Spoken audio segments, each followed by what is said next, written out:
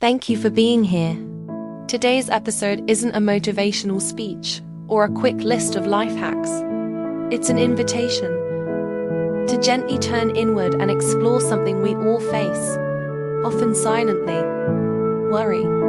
In a world that's constantly moving, buzzing, demanding, worry has become our default setting.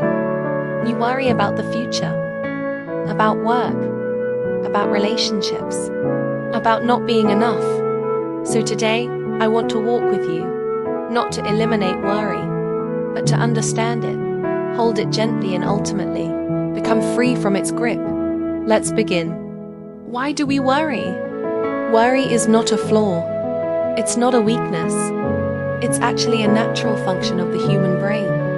Thousands of years ago, worry helped our ancestors survive.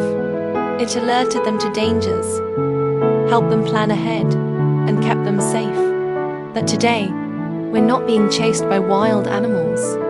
Our fears aren't about physical survival.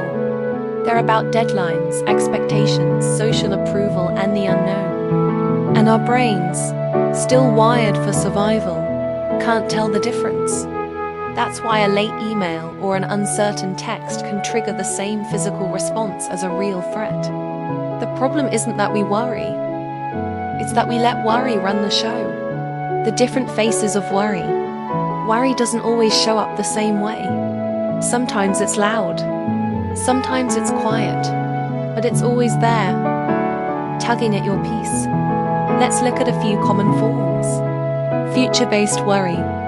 What if this goes wrong? What if I fail? What will happen next year? Next week? Tomorrow? Control-based worry. Wanting everything to go just right.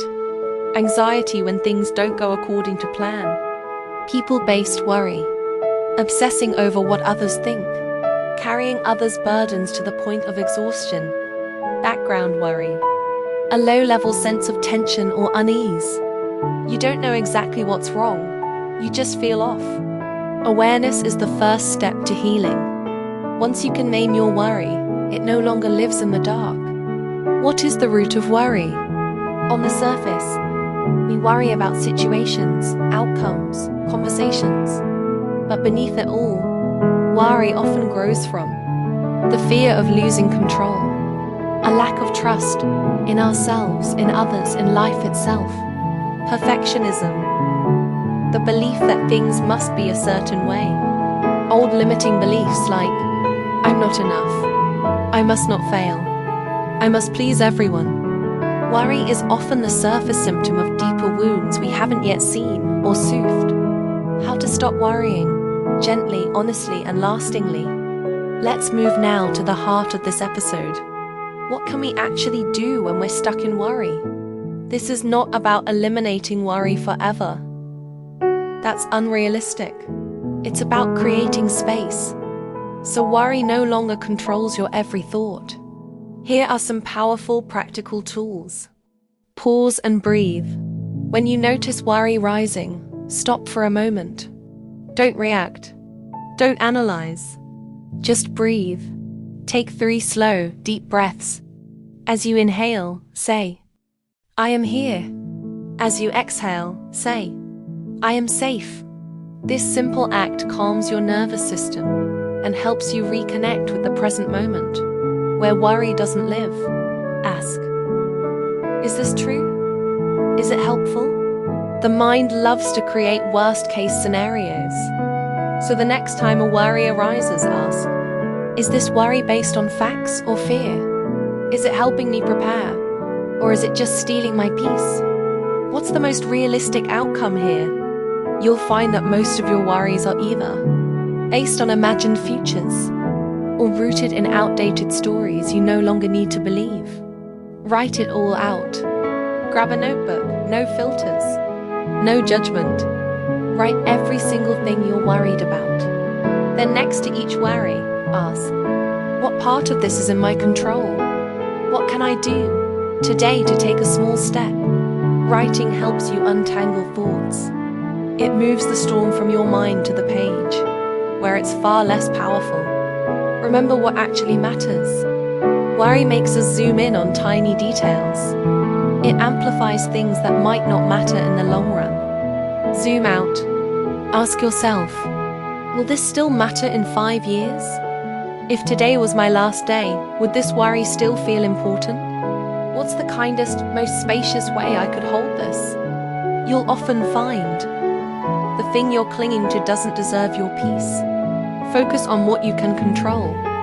Much of worry comes from trying to control the uncontrollable. What others think, what tomorrow brings, whether something might go wrong. Shift your focus to what is in your hands. Your breath, your choices, your next step. That shift in focus is where power begins. Worry is a younger part of you. Here's a gentle perspective. What if your worry is a younger version of you? Scared, uncertain, trying to keep you safe. If you ignore it or fight it, it gets louder. But if you sit with it, speak to it gently, it softens. Try this. Place your hand over your heart. Close your eyes. Say to yourself, I know you're scared, but I'm here. I've got you. We're okay. This inner dialogue rewires your relationship with worry. It turns it from a monster into a messenger, and eventually, a friend. You don't have to eliminate worry. Just learn to walk with it. Let go of the pressure to stop worrying forever. It's not possible. And more importantly, it's not necessary. Instead, learn how to. Notice it. Name it. Befriend it. Move forward with it by your side, not in the driver's seat. Worry loses its power when you stop trying to silence it. And instead, learn how to listen and lead yourself anyway. Coming back to peace. You don't need to fix yourself. You don't need to eliminate every worry before you can feel peace. Peace is not the absence of fear. It's the presence of trust. Trust in yourself. Trust in your ability to navigate life. Trust that even if things don't go as planned, you will be okay. So the next time worry shows up, remember, I'm safe in this moment. I faced uncertainty before, and I've made it through. I don't have to carry it all at once.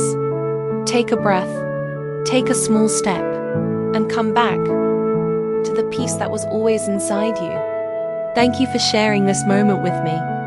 If this episode brought you clarity or comfort, feel free to share it with someone you care about.